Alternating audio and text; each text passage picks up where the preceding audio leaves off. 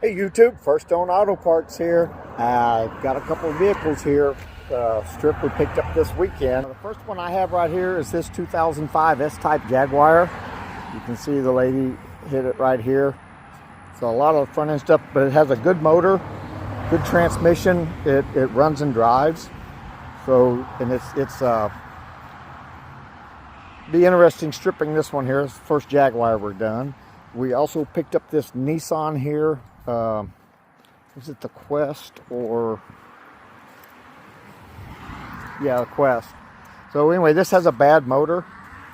But anyway, we're going to strip a lot of parts off of these doors, things like that. A lot of the interior pieces, and we'll get it all stripped out. And like I say, the Jaguar is going to be an extensive stripping, because I was looking up parts on this. There's about a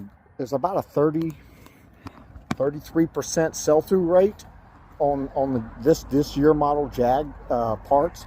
But the what I saw was everything is selling. I mean, everything. I'm talking calipers, cross members. I mean, just things that haven't normally sold on like this Nissan or some of the Fords that we get.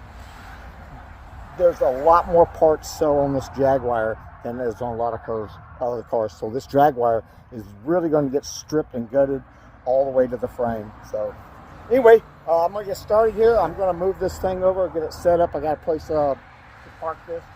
I got some outdoor jack stands coming.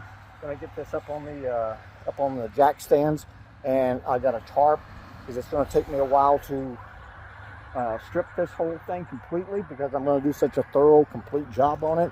And so I want to tarp it in between while I'm working on it, so that I'm not running anything with rain and weather. But all right, anyway, let me get in here, get some stuff done.